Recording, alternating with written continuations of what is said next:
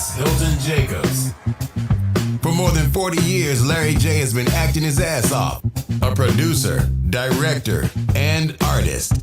With classic movies like Cooley High, Claudine, TV shows like Welcome Back Kotter, and who can forget Joe Jackson in The American Dream. Still today, Larry hasn't shown any signs of slowing down. This is a tribute to one of the best actors in Hollywood. That's why they hired us, baby. Lawrence Hilton Jacobs. I'll give you ultimate happiness. At just 20 years old, Larry's first major role was starring as Charles in Claudine, opposite Diane Carroll and James Earl Jones. How's the revolution coming? I told you once, man. My mama cries, it's gonna cost you some blood. Oh, yeah. I remember that. Excuse me. I said I'm talking to you, man. Claudine is better off without me. Shit, man. Get up, man. What can I give her? Nothing.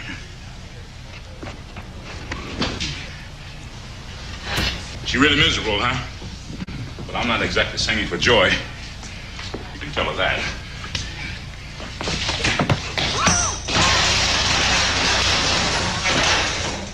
Tell her yourself, you son of a bitch.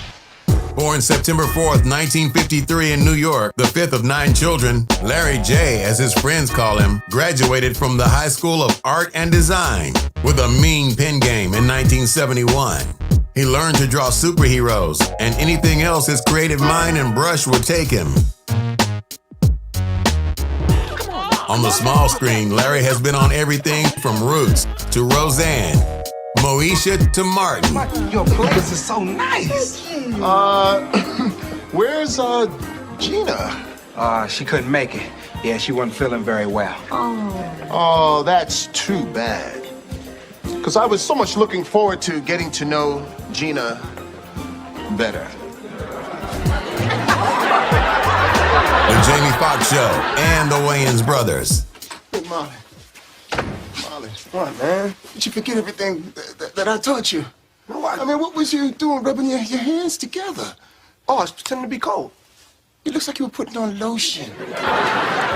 But it was his first standout role as Freddy Boom Boom Washington that made him a household name and a hero to black kids across America and around the world. At a time where blacks really weren't seen on TV, Lawrence Hilton Jacobs was the first to visit our TV screens every week with Welcome Back Kotter.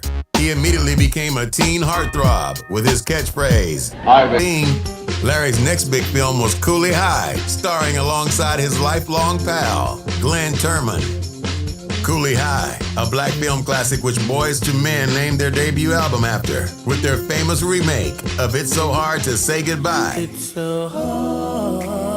So Hard to Say Goodbye was dedicated to Larry's character, Cochise, whose life was cut short after having a promising basketball career. Who can forget his award-winning performance as Joe Jackson in The Jacksons' American Dream, starring opposite Angela Bassett, Terrence Howard, Vanessa Williams, and Billy D. Williams. Fun fact, Larry is the only actor to star opposite 2 Star Wars legends in different movies. It is useless to resist. Darth Vader. Don't let yourself be destroyed as Obi-Wan did. How's the revolution coming? And Lando Calrissian. How you doing, you old pirate? So good to see you. Growing up with the Jacksons, Larry knew the family well, so his portrayal of Joseph hit home with the Jackson family. His portrayal of their father Joseph arguably outshined the entire cast. Kanye West even had something to say about it. This is bad, real bad, Michael Jackson. Now I'm mad, real mad, Joe Jackson. All the time. I knew that nigga was gonna walk out on you. I knew that. It was your own damn fault. That's right. Don't blame nobody but yourself. You had the 6 kids. That's right. 6 kids, that's right. That's all I got in this world, my children. I hate them. Get away from me, Charles! I mean, I knew I had nothing, but I have to share what I ain't got. You're a damn crybaby. I don't know why you killed me when I was born. Oh, You talk crazier every day. I mean, if you love me, you'd have killed me. Like the women back on those plantations. They killed the kids so wouldn't have to be slaves. I guess I didn't love my children, right? Because I wanted them to live. Yeah. So you told us to be afraid, right? You better be afraid. You better be afraid. That world out there'll kill you. I mean, how can frightened people change anything? They ain't no other kind of people, Charles. I'm scared all the time, but I do my job. If you ain't scared, you don't have no need for guts. What you gonna do now? I'm gonna get some sleep, and I'm going to work tomorrow. Well, as you crawl into bed, you take a look at Charlene's tits. Good night, Grandma. Black Hollywood, Lawrence Hilton Jacobs. Don't forget to like, comment, and subscribe. Drop us a comment. Hey, yo, what up, Zoom Tribe? Man, what can I say that hasn't already been said about this dude, man?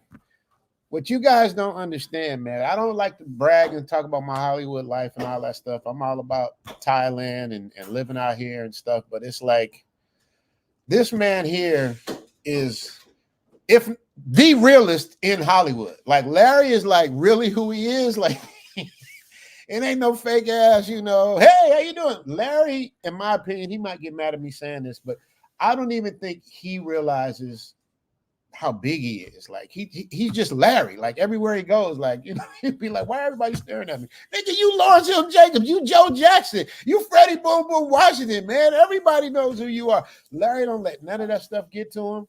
He goes back to New York, his hometown.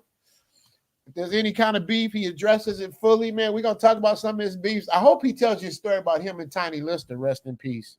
They had a story, man. Larry is the type of dude, if he's with you, he's rocking with you 1,000%, man. When I was going through my divorce, Larry was right there with me, man, giving me advice, doing things. We've been friends for over 20 years, man, and he's just such a gem, man. So we got to give this man his flower. He's funny as shit, too.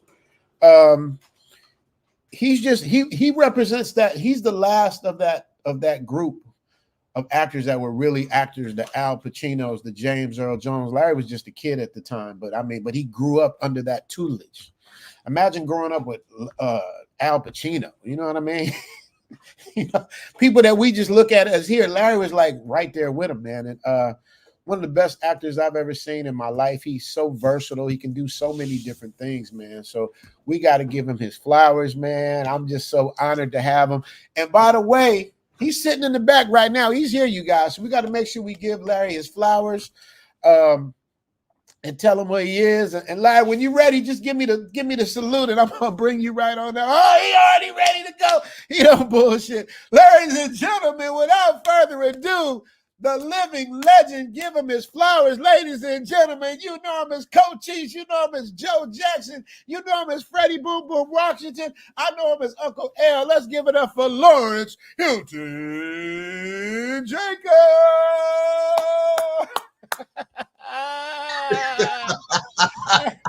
Richie Mack, what up?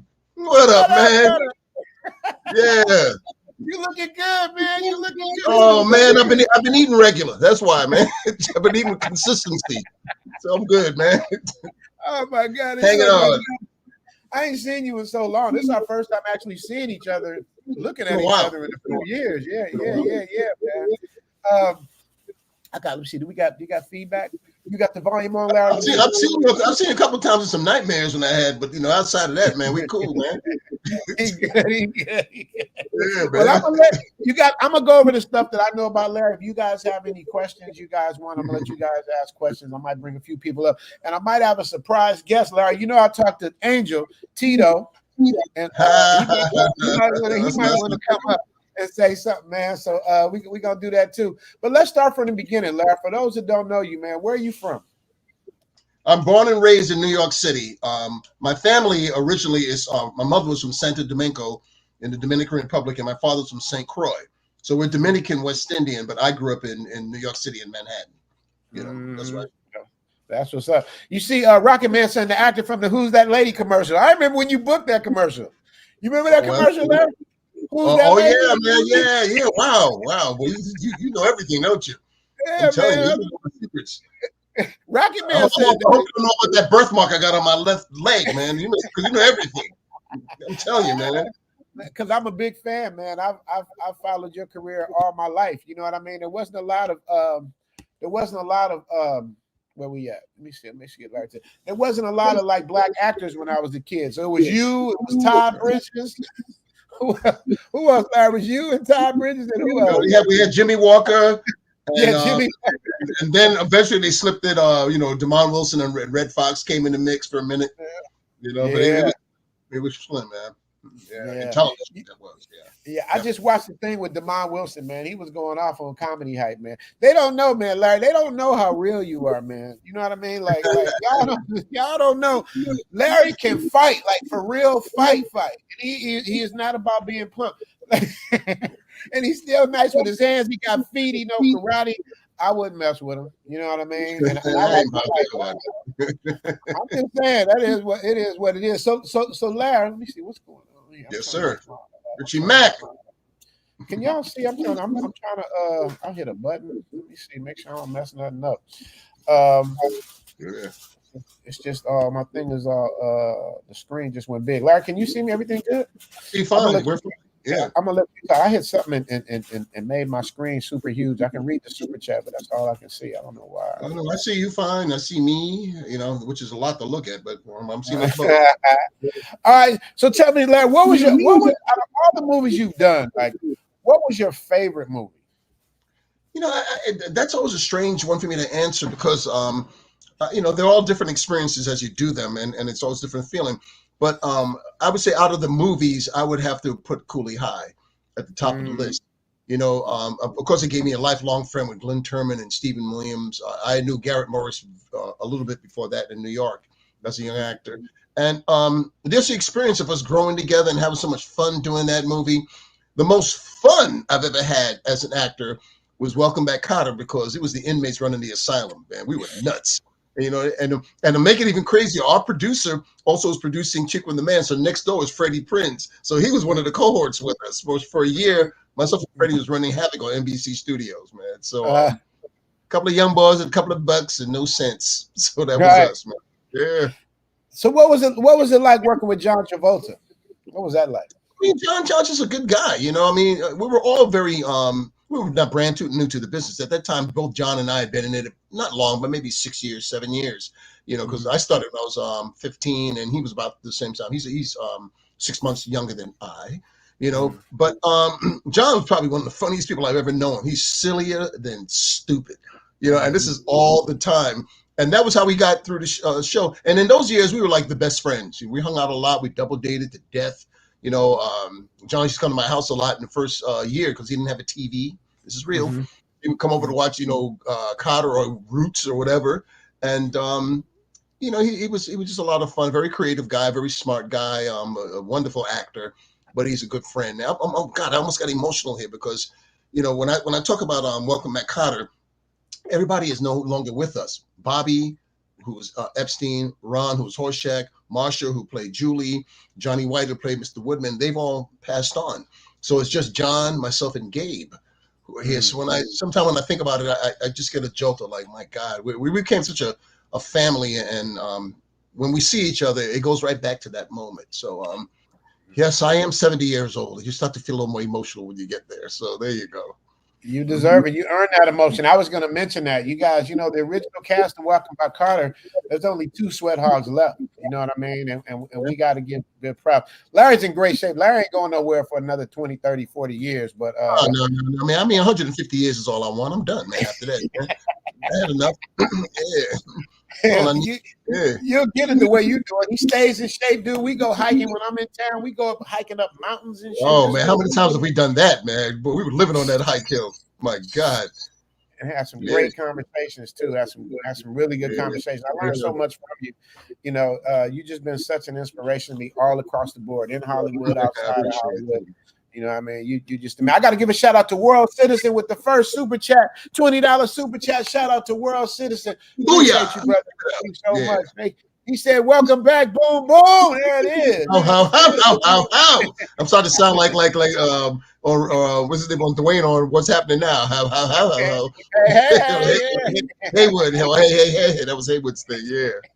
Now let me ask you a question, Larry. When you did Welcome Back, Carter, if you don't mind, what were you guys making a week on a show on a sitcom like that? Because you guys weren't. Something. That I wouldn't disclose that because that's everybody's privacy. To be honest, Okay. I know where you're coming from with that, but we were making a good dollar, Okay. But when people sometimes ask how much we were making and so forth, I said that's my personal private affair and my deal. So we don't cross certain lines. It's like someone wants to ask me personally about my life or kids or whatever's in it. I said, if you know me, I hide nothing, as you well know, right. Rich. You know everything from me, down to the last pimple I had or blackhead. But those things are just my private concerns and my way of living. So we made a lot of money. Okay, we were not broke even slightly. Right. Right. And everybody was riding around in Mercedes. If that gives you an idea what they can spend, and they got those cars pretty quick too. But we did fine. We did fine. That's awesome. Okay, I know what I can ask you about. You did mention, I don't know if we went into detail, but you did mention to me that you dated LaToya Jackson, Michael Jackson's sister. Didn't you go out with her? You know how that happened is when we were doing Welcome Back, Kotter, the Jacksons had a charity basketball games were big in those days. So they made up a team called the Sweat Hogs versus the Jacksons, and we would go to different arenas and schools or whatever and play these charity basketball games for the crowd. It was a lot of fun. Michael was always there, but he never played. Jackie Jackson could seriously play. He was a bad boy. He was a super athlete, and so anyway, LaToya was always there, at these things. So she started calling me up, and we were talking on the phone, and this became a regular thing. So then I asked her out, and I went out with her a couple times. I didn't know I was going to wind up playing her daddy, but she was very shy and I'm a little nervous a lot. I don't know, because of the pressure of that family life, and it kind of forces you almost to be a recluse when you don't want to be, because you're like in the biggest fishbowl of fishbowls if you're of that superstar music royalty level that they all had to live with. So so 2 dates and I was done. Okay, I was through it. You were there. You know what I mean? And that's the thing I was gonna say. We're gonna talk about the Jackson story, but that's what I was gonna say. It's like you went from dating LaToya, hanging out with the Jacksons, and now later on it comes full circle. You play Joe Jackson. It's a strange business, like that. I mean, I knew the Jacksons many years before that, and I've been around them countless times, and we're still friends now. I'm also almost like sometime the seventh brother of that family, because that's our relationship. And even like their kids, like Jermaine Jr., which you don't like to call him, but Jermaine, we're still tight till this day, and he's a man with his own child now. Right. And so that's the wonderful thing of the relationships. But you don't know how things are going to turn out. You can't plan that, or how could you know that? It's like somebody said, I know I'm going to hit the lottery. Well, we all would like to know that, but but it don't work like that. But being able to have the opportunity to play it, which of course was fantastic for me and very involving and enveloping, but it also, I think, made certain people, I know it made Joe nervous, because a friend of mine whose name is John Wilson worked with Joe Jackson for many years in their management company, and I played keyboards. I was always playing on all the demos for John, so I saw Joe a lot, way before I ever knew I was going to play him. And so a couple other things we can't talk about, but I saw them, and so I think there was like, oh my God, Larry's going to play me, but no. I stayed a professional, and I stayed respectful, as I am to this day, as I am that way in my own private life. For me right now, I mean, we're going into it's going into 58 years that I've been an actor. That's a lifetime, and I just turned 70 in September, which I never hit my age. What's the point of that? Happy birthday! Happy belated birthday! Happy birthday! Oh, here we'll give it back. So we keep going forward is what I'm pressing on, and life is an adventure all the time, and so we just try to, I rather, me, Rich, I just keep it real and keep it simple and take no from nobody because it's just not ain't happening, man. No way. It is not happening. To this day, it's not happening. We got to ask you about you and Tiny Lister, rest in peace. But I'm gonna give you guys some secret inside Hollywood stuff that Larry, he might not remember he told me this, but I'm gonna let y'all know. Let me read the super chat. Original Man says, happy to see you still around, Lawrence. Respect. Yeah, man. Give this man appreciate it, flowers, man. Appreciate Shout out big to you, time. Original Man. Appreciate you, man. Original Man. We got a Joker on here too. One of my favorites. This dude is funny, Larry. He said, is it true you're playing Jesse Smollett's father in the new Harvey Weinstein biopic? I'm just messing something, man. I might want to play them both. You know how this casting goes. They know what they doing. Want to play their auntie or something. They don't know what they're doing sometimes and stuff. So, you in the Matrix. We can't hear you. Oh, okay. We can't hear you. You're in the Matrix. That's Steve. Larry, that's actually my boxing trainer, Steve. I don't think you met Steve, but he's a hoop. Man. Steve is Larry. Yeah, cool. I can't hear you though. You going in you got a little Matrix sound going on. Let me see. I have no idea why. Let me see. I don't know why you sound Matrix-ish. I know. I hear that from your side as well. So I don't know what that is. Oh, now I hear you. I hear you now. We got, Toys R Us is out of business, man. You got to get some new equipment, brother. Okay, man. Hey, man. Hey, you blame that on the internet. Is that what it is? Okay. I thought you had some. You got about a 99-cent store and got a microphone or something, man. Blame the brother. You see there? Well, you got somebody got to blame. Why not you?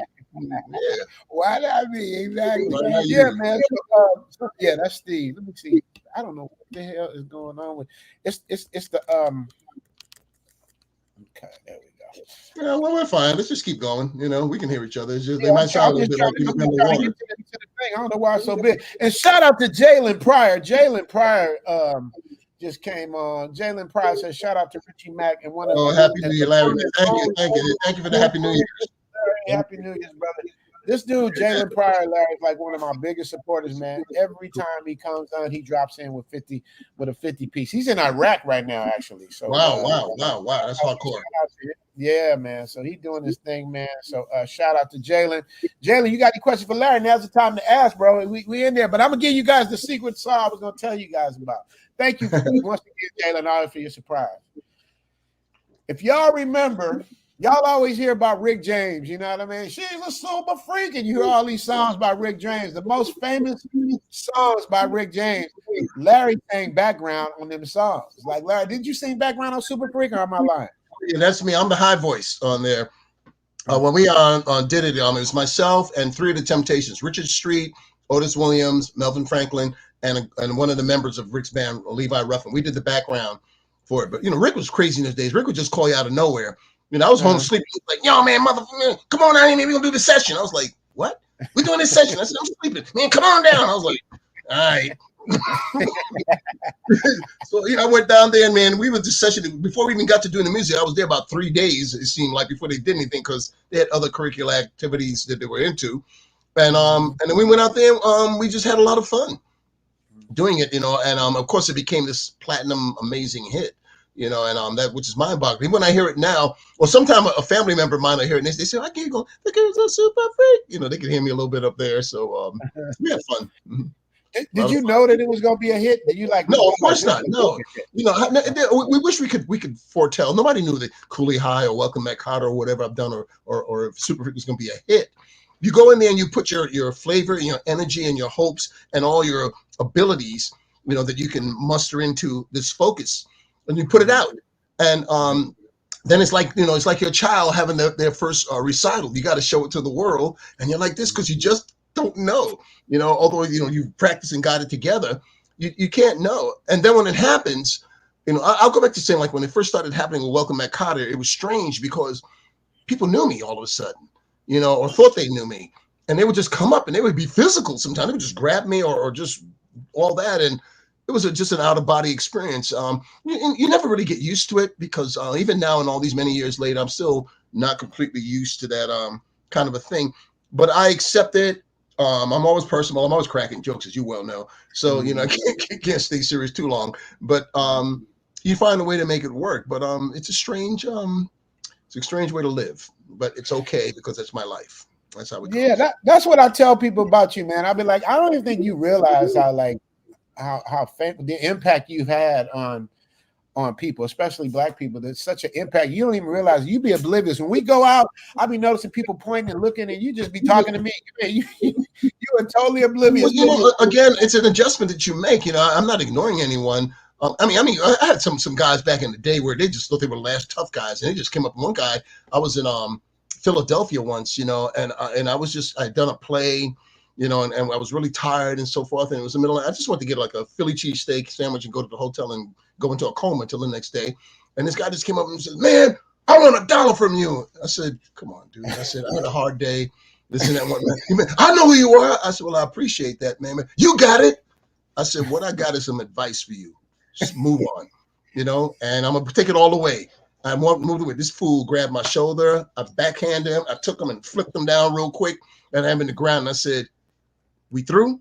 Because if we didn't, y'all would have been reading about me on the 11 o'clock news, man, because I wasn't taking it. So those extreme situations. And I'm not saying I'm the last tough guy. Anybody can get their butt kicked. I just ain't in the mood. So we're different. So that's the nature of the beast. You have to roll with it. And fame is a strange thing because it's not really reality. It's a realized reality. Right. And I feel strange. I tell you once a lady came up. I was in Philadelphia again when my brother Rodney was with me. We were walking around shopping in the day and all this. And this one lady's sister came up there. She said, "Yeah, I know you." She said, "I know you, man. You was in that movie, with the lady that had all those children and whatnot, and you played the mean son." And I said, "Yeah, that was Claudine." She said, "No, that ain't it." What are you gonna do? What are you gonna do? He knew you better than you knew. And then she told me it wasn't it. Right. So, what do you say, right? I said, "You're absolutely right. Yes, you are." Keep it moving, man. Right. Yeah. Now, God bless the dead. Rest in peace, Tiny Lister. But Tiny was known to be a bully, like all around Hollywood. The way that Devo character, he took it very seriously after a while. He believed he was Devo, especially around a bunch of actors that didn't really have no weight. But Larry, will you tell me the story when you and Tiny almost got into it? Well, the first time I met Tiny years before, you and I and Tiny worked together because I directed you on the TV show with Tiny, playing your bodyguard. But many years before that, which is maybe 20 years or something like that before that, I met Tiny at a party at a friend's house. People used to have the fight parties, so we'd all show up for it. And I didn't know him at the time. And when I walked in, it was Miguel Nunez and Morris Chestnut and Stan Forster, and Tiny was holding court, being Tiny, and he was just talking away. And I just happened to walk in, and I said, "Hi." I said, "What's going on, fellas?" He says, "I'm talking here." And I said, "Well, okay, brother, no problem." He said, and I said, "So how you going?" He said, "Do you hear what I said? I'm talking." Everything else went black. I looked at that one good eye he had. That's all I focused on, the one eye. And I can't tell you exactly, but I'm going to tell you in Paris. I said, "Make your move, mother." You feeling the rest. And I saw behind him, there was some frying pans on the wall. And man, I was going to get that and the frying pan him up, and whatnot. And I got his mucho respect from that day until rest in peace, until the very end. Wow. Even like when I brought him in on the show that Richard and we did together, LA Heat, and you were the guest star. And when I brought him in, he was shocked. He was so surprised. I said, "No, you cool, we cool." And we made a good deal with him and got him in there. So you keep it moving, man. Yeah, man. But Larry, I thought you was gonna poke his eye. I don't remember the frying pan. You was gonna give him some of that frying pan love. Well, I mean, this is what he do as a martial artist, and stuff like that. A martial artist is always able to, try to think ahead of a move. If you're thinking if you're a boxer, boxers, when you see boxers doing stuff like this, and if they come around like this, you see that coming, that's coming, that's going to come and whatnot, and they'll come back and counter that. In martial arts, it's that, it's that quick break, big, whatever else. So my thing is that I just took that eye, and while he was doing like this, I got a frying pan. Because I mean, he was 300 pounds. If he'd have got a hold of me, he'd crush me in half. Strong as shit. He was brute strength, but he still could fall. So there it is. That's a fact. And you know what, Larry? Speaking of that, so Larry's like real, true, old school Hollywood. Like it ain't no cell phones on set. It ain't no all that extra stuff. You coming to work when you come to work. Well, it should be. and Larry did something for me that I've never had done in my career. Like when I auditioned for a role, I had to audition. Like you have to audition. Like I went to the finals for Martin. I went to the finals for a bunch of things. I had 7, 8 auditions before I got to the end, right? Larry did it his way. I didn't have to audition. He goes, "This is you. This is your role." And he hired me. He hired Ice-T. He hired Tiny Lister. He already knew the vision of what it was he was going to do, what he wanted. I was the lead in it. He blessed me enough to trust me to be the lead in this episode. You were very good at it. You know, I knew you could do it. You know, I mean, to be honest, for me, and I hope this doesn't dissipate what actors have to do, because, you know, acting is a tough game and the auditioning process can be really laborious on people and so forth.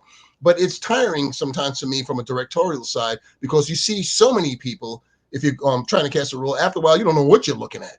You know, if you see 50 people for, you're like, "Bae," you know. But for me, I know, you know, who could be the part a lot of times. And I know so many actors being around that long that I'll focus it down to maybe 3 choices. And then I'll, you know, work with the casting director and said, this is the order of the choices I like. See if they're available, see if they would be interested and if we can make a deal. You know, and then what it does is that it saves me more time to prepare for them.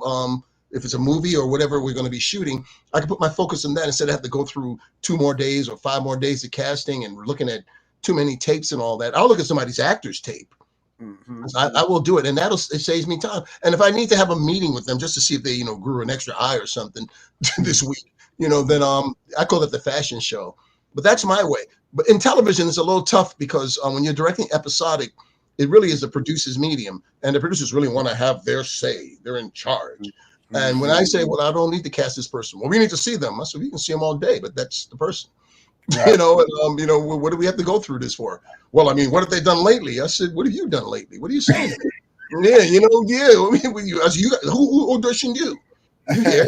You know, I said, you got a legacy. That's what got you the job, because you have a legacy. They do too. Like when we were doing the LA Heat show that we did, Rich, and they were going to cast another show where they wanted a lot of black actors. They wanted like 4 or 5 older black actors, and it was Roscoe Lee Brown and Lincoln Kilpatrick, and I forget who else.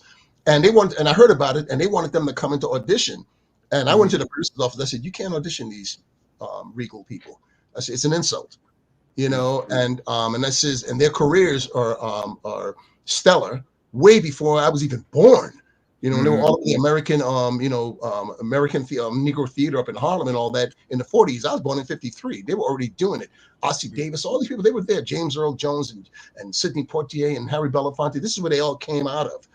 And they couldn't do it. So, you know, it took a little convincing, but they roll with me. But it was funny because Lincoln Kilpatrick, rest in peace, would come up to me. He used to, say, "Man, Larry, thanks for getting me a job, brother." He was still an actor no matter what. So, you know, that's the scene. Yeah, man. I mean, but you got to, I mean, I don't need to tell you, you've been in this way longer than I have, but, you know, that's unprecedented. You went completely against protocol and pulled it off. And completely. I mean, I was on the inside track. You know, I was there. You know, while they were casting that one, I was, you know, shooting mine episode, and I just happened to hear about it, and I just said, "Well, some lines you can't cry." And the producers, Joseph Merritt and Richard Pepper, are real cool with me, and I worked with them for years, and so, you know, they were open to hearing something, and they had respect. A lot of times people just don't know, or even in these days, a lot of the casting directors who are a lot younger in terms of the history of what some people are about. We're in a rush a lot. You know, everything is like, you know, self-tape or put it in or Google it or whatever. And we take away the social connection to that sometimes, which means they don't do the homework. You know, somebody doesn't even want to sit down to look at someone's movie or their reel. You know, they want a quick fix. And to me, that's just, I don't know how Roy can be in it. It's all bullshit. Yeah, so you man, talk your talk. Bullshit. Talk your talk. Okay, man, you know, yo, baby. You know, so, you know, and so it's that's my personal moniker. I've been like this for 70 years, and certainly going into 58 years of being in the business, and I'm not going to change, you know, and that's at all. Yeah, I'm not even thinking about that unless I got some change in my pocket. That's never gonna happen. That's never gonna. Hey, you guys, man, show some love with the super chats, man. I'm gonna send a portion of this to Larry because he was fortunate enough to bless me to come here, and we want to give him his flowers, you guys. So make sure you guys, man, like Angry Man said, hit the cash app to support the show. You know what I mean? Let's get it in. Let's get it. He said, I'm following what people are saying. I usually don't put up nothing unless it's a super chat, Larry, but because it's you, I'm just showing you the love that they give. And he's saying Cooley High, one of the best movies ever made. You know what I mean? I agree, Larry. That movie it birthed so many things. It birthed Boys to Men. It birthed everything, man. Everything You you know did. what it was, Coolie High is a coming of age movie, and it might have been almost the last days of that kind of innocence because we changed 10 years later. At the time of Coolie High, if you put it in its real time of being 1964, everything was in the air. The civil rights movement, the hippie movement was about to happen. The Vietnam War was going up. Apartheid was going crazy over in Africa. There was the Kennedy administration. There was Martin Luther King. There was Malcolm X. This is the same time this is going on. And I saw it in person living in New York, being a kid. And on top of that, in my neighborhood, everybody lived there. There used to be this tall, skinny guy out in the park, practicing basketball. His name was Lou Alcindor, who became Kareem Abdul-Jabbar. He lived across the street in the projects. Down, I used to see this other dude walking down the block, on Broadway sometimes, and I just thought he was a neighborhood bummer, a junkie, this and that. Turned out to be Morgan Freeman. I mean, who knew? And Ron O'Neal was there, and Ray Charles, Art Evans. These Miles Davis, they all lived in the hood. And stuff like that. And I saw them. I remember when I saw Joseph Wiseman, who played Dr. No, and he was 4 blocks away from where I lived. And I saw him come out of a building one day. I was like this, and I said, "Wow, you're an actor." And he says, "Son, when I'm working." He was real funny. But they were personable, and they would take time to talk to the kid. And so that old school stuff. You going in the Matrix again? Okay, can y'all hear Larry? I'm here, man. I don't know why. Sometimes you talk, it goes into the Matrix, but I think I hear you now. Maybe I got some Laboris or something. I got a gargle. Yeah, I don't know, but it just happens once in a while. But that's just technology, you know what I mean? Marcus Robinson said, "Mr. Carter, you gotta be a Welcome Back Carter fan." Remember that Larry said, "Mr. Carter." That's exactly how he said it too. When I was a kid, let me tell you about the origin of some of that stuff. That was not written. I just made it up one day, because we were trying to talk real hip, so I'm talking like this, and all that. Yo, Mr. Carter just came out and it locked. Or even like the thing when I do the hi there, I just ad-libbed it in the pilot because I had nothing to do other than I was supposed to get him Sam Freddy Boom Boom Washington, and it got this crazy laugh, and then it became a signature. So those kind of things. I mean, Ron Palillo brought the ooh ooh ooh thing of his character as Horshack out of nervousness. He did that in the audition. It became a signature. So it's amazing how you can be loose like that. It's a little more confined now that they don't do things with the live audiences or as they used to do then, or where you can just find these things and then an audience can react to it in real time or a real feeling. Now it's all calculated a lot. Excuse me. And so it makes it a little bit tougher to be spontaneous. So you have to find the way. Mm-hmm.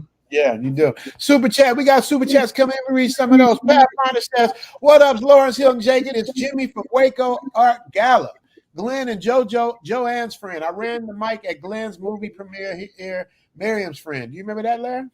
Wow, man. Yeah, man. Hey, it's a small world, man. That's how it rolls. Yeah, that's why I ain't gonna tell no lies because anybody can know. Yeah. I'm gonna say honest. Yeah, man.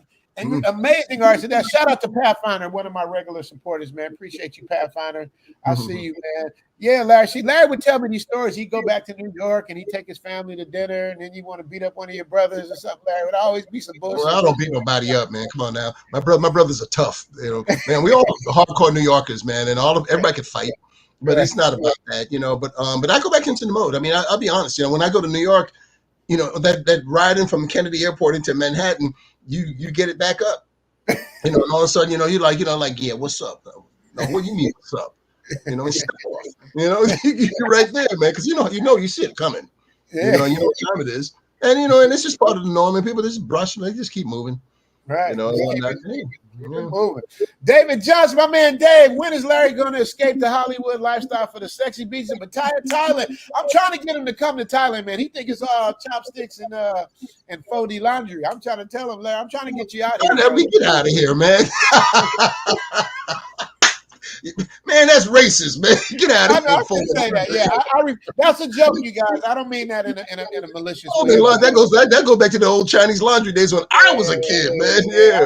Yeah, you're right. That was a joke. Sometimes, I just let that fly out. It's all cool, man. I mean, we're gonna let you slide, man. But that's the only one for you, okay? All right, I only take that one. Okay, I get that one. I ain't gonna do it no one more. hit. But that'll get us past the question, man. I'm trying to get you to Thailand, Larry. Well, I'm not against coming to Thailand. It'll happen when it happens. I don't have no problem with that. and stuff like that. I ain't had no pad thai noodles in a minute, so you got to hook a See? brother up. Yeah. Hit me up. Hey, Dave, we're gonna get him out here, man. I always try to mention it to him. But Larry's, you guys understand, this dude ain't just sitting on his laurels. He's directing all kind of stuff. He was telling me about all the stuff he's directing. A hell of a director, a prepared director. Like Larry don't play. When we did this TV show, he was so prepared. He came in, I think, under budget or under schedule. I remember you did way better than what they expected. What was even a lie?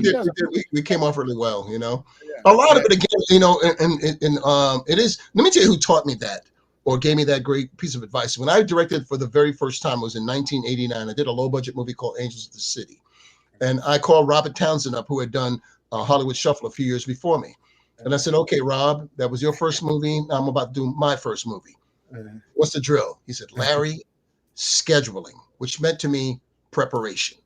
You have to understand what you're trying to achieve. Anything that can happen that might be magical in the moment, you got lucky or you got blessed. But a big part of it is casting the right people and stuff like that. When I came to you, I knew Rich, and I knew you were about, all that. But I knew, you could play the diversity of who the guy was, not just some little tough little guy who's just a rapper, because that was part of the act of who he was as a character. But the feeling of you as a man, and being sensitive, I knew, that in you, or at least I trusted that, and you brought it, as Ted Lang. Everybody just came with their game. Eric Hill. Oh yeah, and he had Ted Lang. I forgot about that. Isaac from Love Boat. He had Ted Lang. He had everybody.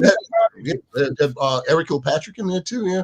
And a couple of people from One Thing That Bobby and Marsha, I had them in there too. That is a fact. I forgot about that. You did. Yeah, Larry just brings everybody, and that's how it should be. I believe. Original Man said, "R.I.P. David Soul, Starsky and Hutch." Did you know him, Larry? Yeah, I met David Soul a couple times. I didn't really know him, but that was very sad to hear that. We forget that, everybody's been around. He was 80 years old, a wonderful actor and singer. And life, this is part of life, where people move on. Lately, I've been hearing more of this, and I want to hear it from friends of mine. I saw a memorial thing the other day on television, and I got emotional, and I started crying, when I saw Jim Brown and Richard Roundtree, who are my friends who gone, and Andre Brower. These people I knew, and it just devastates you. But this is also part of life. Life, we have to move forward. If there's a hereafter, somebody show it to me, because it can't just be that we just live and die. That doesn't make a lot of sense. But it is part of that. We have to keep moving forward. So I would say, go love the kids, love your babies if you can, or you have the good friends, shout out to them. Or if you got to go get that extra hamburger today because you have to like it, go get it and keep yourself happy and keep going forward, and just try to find the positivity in your hearts all the time, because death don't wait. It doesn't have no ceremony in it. It doesn't ask our permission. It happens. And it always takes us out, no matter, how ready we think we might be to prepare to be ready for it to happen. We're not. I have my sentimental days. If you've been to my house, Richard, and all that, you see, I always have a family wall, and I got everybody there, all the grandkids, whatever's on the wall. And sometimes I just sit there and I'll look at my mother or my brother and sister who moved on, and I have my moments, and then I look at the youngest grandbaby to see, how she's growing up and how much I got to pay for her to buy everything she wants. So it's all cool, man. Yeah, man. Let me ask you a question since you brought that up, man. I was going to ask this as the last question, but I'm going to ask you this now. How do you want to be remembered? I just that, he was honest. He was an honest guy, if there's such a thing. I don't think I have to promote it to him, but absolutely, he was honest and absolutely took no shit. I'm just not about, and I'm not saying that to give me vibrato. Honesty is what I really propel in my living, and I don't like procrastination. It gets on my nerves. Somebody trying to jive me or BS me, it's just a waste of time. And sometimes they used to tell me I'm too blunt, or I cut to the chase. I said, well, no, it gets out of the way. It gets us to where we need to be. And I'm not doing it with any venom, or anything like that, or trying to hurt somebody if I, make a point. And also, how to restrain myself, be respectful. But some people you can't reach. That's just real life. You can talk to certain people, even certain males, and they just want to macho up because, they think you can macho. So my attitude is like, go step forward. Huh? You got stuck. I got stuck? Right. Yeah, right in the middle of your thing. You froze up. Now you're back. So go ahead. What were you saying? Yeah, I was just saying, in my life, if I can reiterate, it's about being honest, and that's the springboard. You know, even when some young actors ask me, "What is the key to acting?" I said, "If there's a key, it's your truth. You start from that. Whatever you're playing, if it's a sitcom or a deep drama, you come from the true of that, and then you make a realized world of it, because it's a reality that is realized. It's not reality because there's a camera in the room, but we give a realized idea what that can be, and that's it in life." And I was just saying, you said before we get stuck, sometimes I have some guys step up to me because they confuse the reality of the character, or because I'm a personable guy, they can get along. They think they can say anything to me, which ain't cool either, and because sometimes they just get personal, and I said, no, I said, that's not your business, man. Well, I mean, I thought I could ask you that. I said, well, how about fuck you? How about that? Is that personal enough? Because I said, you stepped to me, man. I ain't, because when they step the line, I ain't waiting, and stuff like that. And that's stupid. We do that nonsense to us that, we have to be intelligible and maybe you can reason somebody. The way I grew up, it was some guys saying, what? It was that quick. There ain't no reason, so you got to be ready, or you'd have to understand that anything can happen. And so I keep myself, avoid of that. So, it's just the way it is. You guys, this is really like everything he's saying. I've witnessed it. I've been with him. You've seen it many times. Yeah. It ain't no fake shit here. This is really who it is, man. Let me read these super chats.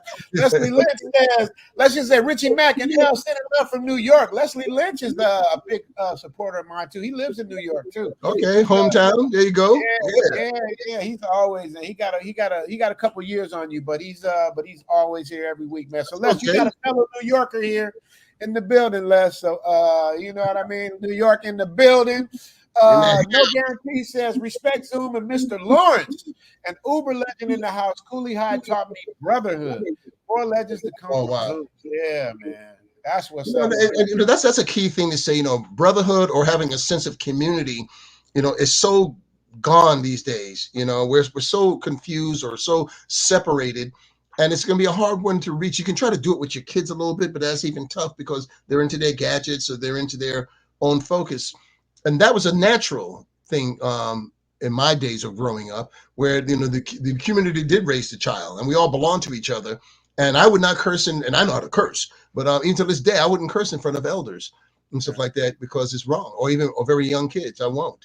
And that was an unofficial given, that you just didn't do that. And so today, anything is live wired. It's all over the place. And no one wants to hear it. They don't want to be tied down to their own text messages. So it's a tough sell to be able to be truthful and easy and subtle and a matter of fact. People get bored as fast as they create something, or they want it to be created by someone else, and they can do 20,000 versions of it, which is not their version. It's a version of a version of a version, and they call that originality. So the sell is different. I'm not saying we're a lost cause. I'm just saying that we have to really think about who we really are in our hearts. Be honest, cut the bullshit with ourselves, because we know our limitations. We know when we're being dishonest. We do, and it's not about, like I said, being the last tough guy or thinking you're the most intelligent person in the room. But, ignorance is also a choice. So why not choose to be smart? Learn something. Take the time. That is a fact. Shout out to Official Kobe. He said, been in LA 14 years, 1,000 auditions, and 8 TV bookings. That sounds about right. You got a good average going. No, I understand the frustration that, it's a very competitive business. Again, unfortunately, a lot of people who are in the powers that be positions to hire a person coming into audition, their hands are halfway tied going in. If you're doing like television, it's a producer's medium, and they pretty much got it locked what they want. I'm going to do a thing this week called The Contract. Is a movie for the all black TV that just came up, and they just thought of me at the last second, to play the part, and they already had in their mind how they wanted the guy to be. They were telling me he's got to be this and be that, and I said, well, I don't see that. I just got the script and so forth. That's how they do it. Or many times when they're having actors coming in and auditioning over and over and over, they don't know what they want, but this actor might do a little flavor here, a little flavor there. Now this becomes now what they think they want. So the next person to come in brings those elements, you get the part. It goes on the line. I'll give you many stories, even back in the day when they were doing a show called Paris, which was a Stephen Bochco show, who wound up doing Hill Street Blues and all that stuff, but it was a James Earl Jones show. They brought me in for the show. They had me audition that thing 15, 17 different ways. And then they told me, we're not going to cast you. And I said, well, why is that? They said, well, we can't just cast you off Welcome at Carter, no matter what I just did in front of them. So, you know, there was no cell phones in those days. When I went home, I said, okay. And then when I went home, I said, I ain't taking this shit. This is bull, you know? This is not, I mean, I thought that was just silly. So I called them back and I said, let me come back in Monday and let me show you something. And they went for it. And I went in and Stephen Bosco had me doing it this way and that way. And Gregory Hoblet, the director, was, watching me do it, this and that. And then Stephen Bosco was again to say, well, Lawrence, we know you're from Welcome at Carter. We like you and all that stuff. But I said, you know what the deal is here? I said, you want a character that's going to walk in the door that's showing he's optimistic but tough at the same time. He's aggressive, but he knows how to be passive. I said, he's got emotion, but he knows how to subdue it, but click it on when you want it. I said, that's a lot of energy to just walk in the door and expect to see that. I said, but what's really crazy is I'm doing that right now in your face and you don't see it. Right. So I said, thanks for the interview. I got home 5 minutes and I got the part. That's what I'm talking about. I call the bluff. Yeah. Yes, sir. And you always do call bluffs. That's just what you do. We got a sponsor of today's stream, Charles Moreland, $99.99 super chat, just to help show love for a legend. Yes, sir. Larry is a legend, man. So that's love from Charles Moreland, the sponsor of today's stream. Appreciate you, Charles. Thank you, bro. If you got any questions for Larry, let me know, man. I want to give value to your super chats because he's here. I'm so happy to see him. I ain't seen him and talked to him in so long. So I got some. So we gotta at some point we gotta talk about this Cat Williams thing, man. I mean, you what? Cat Williams. I don't know if you know what's going on with Cat Williams. What's up with Cat? Cat Williams just went off on everybody. He exposed everybody from Steve Harvey to Kevin Hart to everybody. He went in on everybody that had anything negative to say about him. He just knocked them down one at a time, just sniped them all. He went on a Shannon Sharp show, the Club Shay Shay, and it blew the internet up. So that's what everybody's talking about now. I don't know if you ever worked with Cat Williams or if you know him personally. I met Cat Williams just one time. A few years ago, Robert Townsend was coming out with the documentary on the 5 Heartbeats. And so I picked up Diane Carroll. I stayed close with her and I brought her by that night, so she could, because she was part of that movie, and they was gracious to see her and all that. And I met Cat, who was the most humble, respectful guy. I mean, he was almost praying to us. I mean, it was unreal, and he was real with that, So he was mad respect to Diane and I, and so forth. But here's the thing about us being public eye people. You go through a lot of multi layers to get where you're trying to go, and a lot of times it'll be caustic or edgy. I mean, people will talk bad of you or disrespect you and so forth. But we must remember that when you're in the public airwaves, you are in the biggest fishbowl in the world. So you may want to say what you want to say now because your nuts feel bigger this week, or or you think I'm all that. Everybody's seeing it, and then they'll take snips of that and make a definitive opinion that becomes this, and it's on the World Wide Web in a moment. I'm not saying he shouldn't say or think what he's thinking. It's time and place where it must go. That'll have an effect. Or some people might even get to the point and say, well, I don't care what nobody thinks. Well, you must always care, especially if you got life to live or you have family, and stuff like that. You must, no matter what goes down. I mean, nobody knows, a lot of my personal family. I mean, people who know me, but you don't let those things out because they have to live their worlds at the same time. They get affected, and they don't handle us like we're in public eye, we're on television or in front of microphones and we have some kind of a posture with that. They don't know that. Right. They know that they have to go to work today, and if somebody's saying, well, I saw Lawrence and Jacob and whatever about him, and you got to deal with that. It's not fair.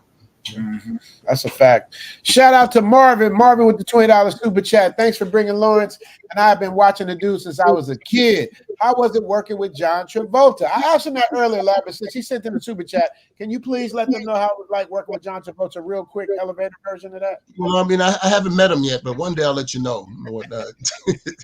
John is great, man. John was just a good friend and he's still a good friend. And, became my cut buddy back then, my running partner. We was always going to the movies. And let me tell you something with John one day. We were doing Welcome at Carter, as we always do. And, and then we got off early one day. So we decided, we're going to go catch a movie. So we decided to go see Cooley High, which was in the theaters. But we had to sneak in because Carter was hot. So we don't nobody knew we were there. So we snuck in and we were sitting in the back and John's next to me and we're watching Cooley High.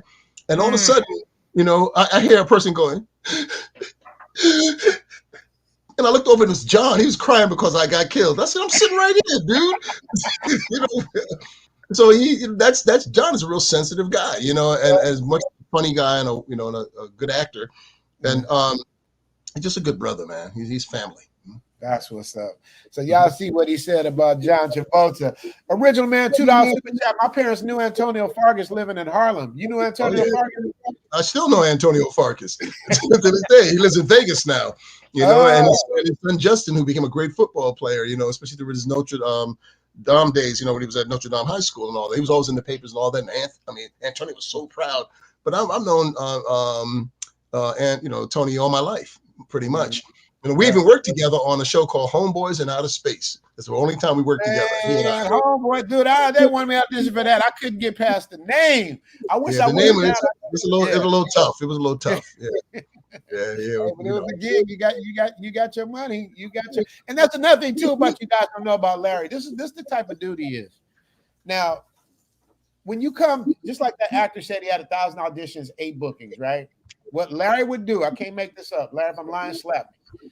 What Larry would do every Thanksgiving, he would prepare this huge meal for actors, because most of actors are from somewhere else. Most people ain't from California. They come from somewhere else. They don't have family.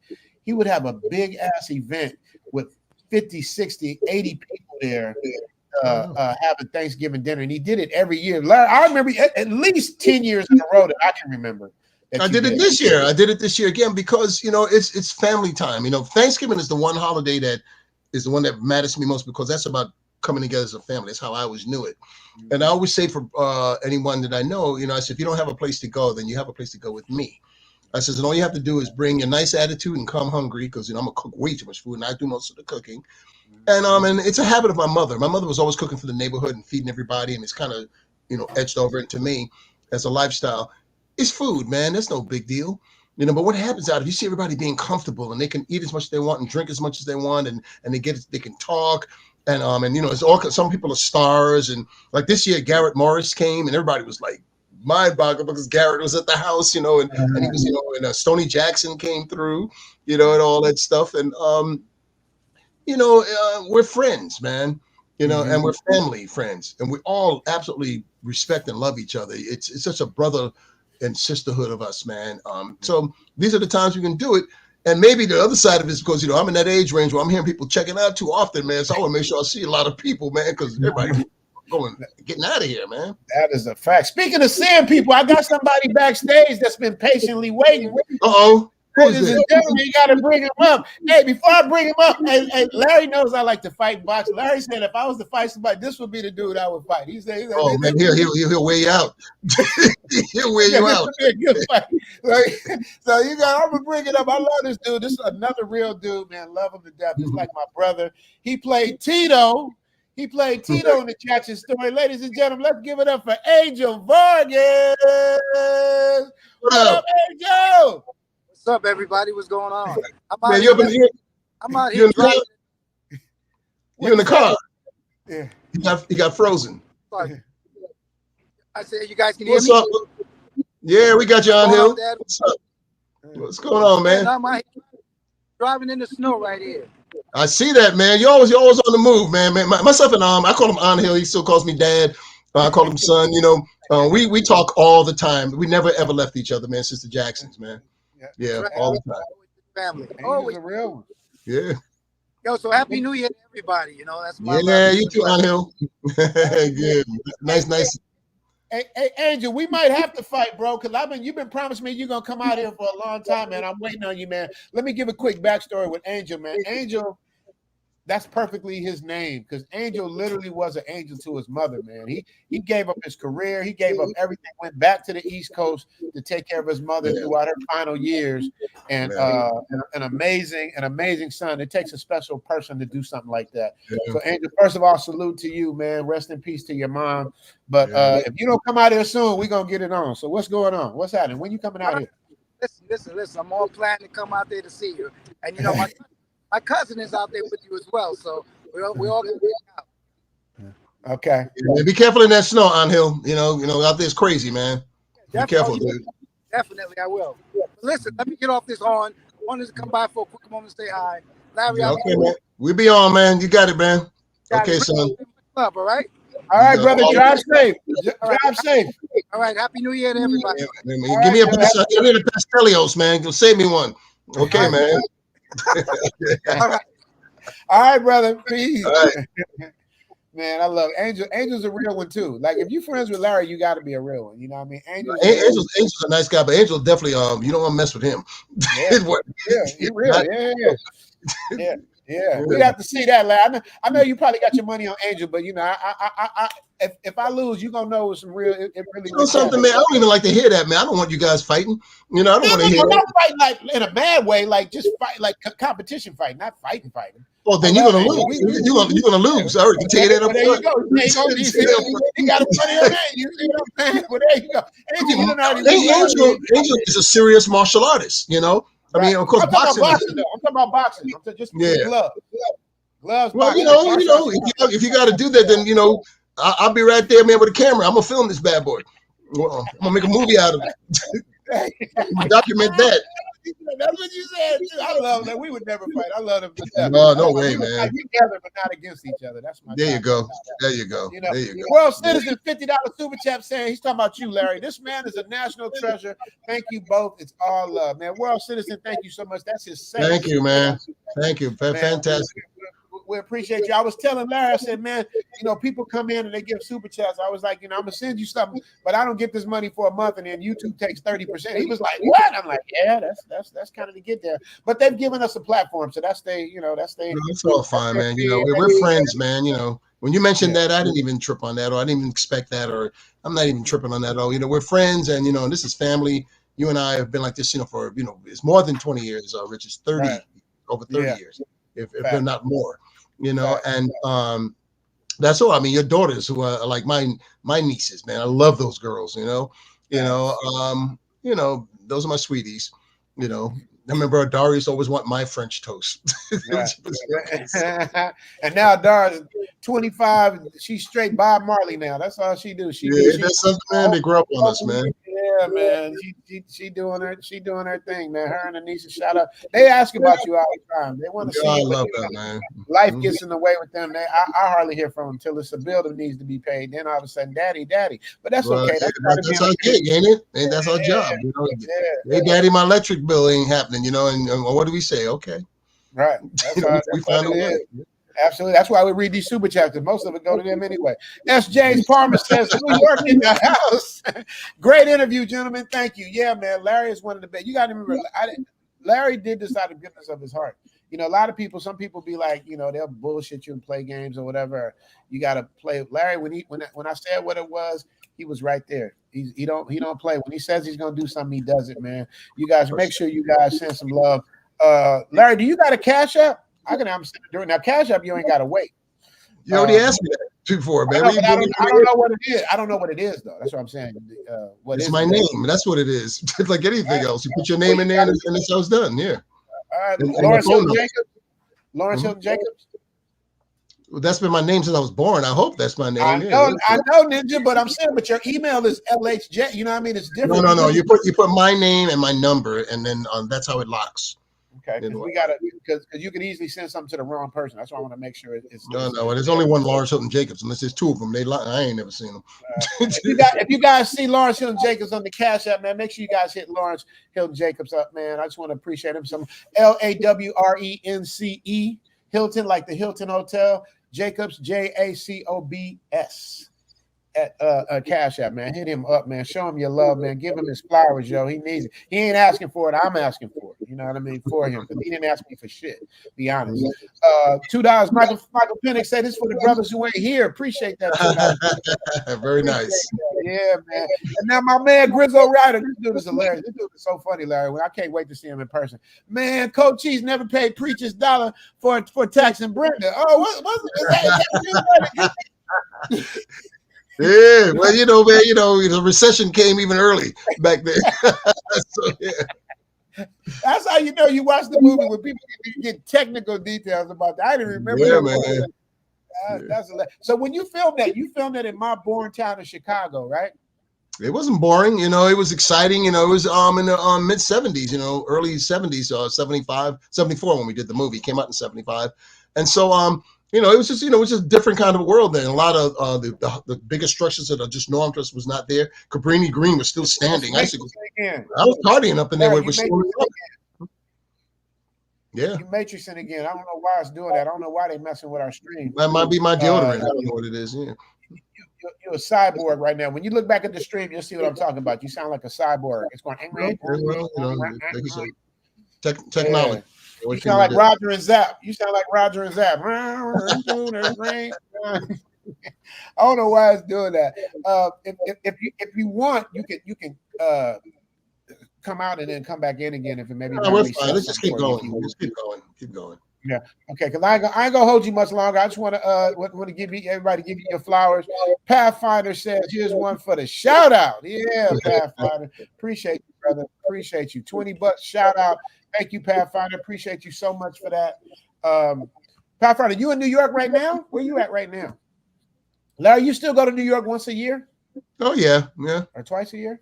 Yeah, as much as I can. Usually once a year. You know, I mean, when I go there, it's for short spurts, and I'm just so family. I just with the family doing the things, and I have two friends, Bobby and Dwayne, that I've known since I was 5 years old, and I hang out with them. We ain't hearing none of that. None of that's coming out. I don't know why. I don't know why I'm doing that. I'm gonna keep talking to your thing comes back around, Larry. I love you. I appreciate you. Since we can't understand what you're saying.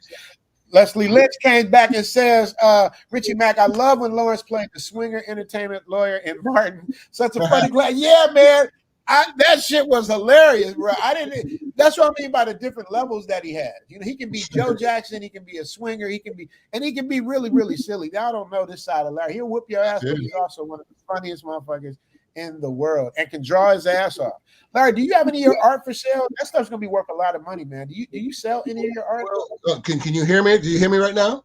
Now I hear you. Okay, let me tell you what we're doing. I've done 2 books. I did a character I created called Nothing, which is a children's book, and we're in the points of publishing that. And also, I'm going to put out a book that is my life of art, you know, and stuff like that. It's going to be like I'm patterning it after a Norman Rockwell book, who was one of my heroes, artist-wise. And so it's going to showcase just the diversity of the art that I've done, everything from cartooning to serious illustrations to whatever, to storyboarding, as I do my own storyboards for my movies. And that will still springboard it from that. You know, I mean, I know people sometimes you should have a gallery showing this and that. Like, everybody does that, you know, and I just don't care about that right now. You know, that's just a matter. But what'll happen out of it is it may become, you know, lithographs or whatever they want to call it, and we'll sell some of the art. I also have a book of exotic women that I've been doing for years, and that I'm going to put out there. And so y'all better buy that one. See what I'm Yeah. We got to know where to get that. We're going to support for sure. Astro Geek with the $10 super chat. L, no question, no comment. Larry, you ain't met my girl, huh? Baby, come here and say hi to Larry. Yeah, I know you getting cow means eating. Yeah, I saw in the refrigerator a minute ago. Yeah, that's my fried noodle right there. I'm there, man. She work in the kitchen though, man. Yeah, man. Come here, baby. Come here and say hello. This is my family right here. How you doing? You're too cute for him. You're too cute for him. That's my better half. She takes good care of me, lad. She cooks, clean, wash my clothes, everything. Man. She's just a good woman, man. That's why I suggest people come to Thailand. They know a bunch of that arguing and all that women's lib stuff. We got traditional roles here, man. It's a beautiful thing, man. So, yeah, that's why you're going to take her out for a $200 dinner tonight, right? Well, I don't have $200, but then again, in Thailand, a $200 in Thailand dinner in America is like $50-$60 in America. So yeah. We do on Sundays, you know, we go out, we have our little dinner, we go shopping, go grocery shopping or whatever. Okay, cool. Yeah, man. But that's very nice to meet you. I hope to see you in person. You have? Okay. She's gonna turn the AC on. It's hot in here. Okay. That's the only thing that's expensive, Larry, out here is the electric. My electric bill is like $300 US a month. You know what I mean? Wow. I try to keep doors and windows open to get some natural flow going up in this piece. You know what I mean? Wow, man. Wow. It gets real crazy. Let me see. Leslie Lynch said that. Okay, who we got? We got Astro Geek.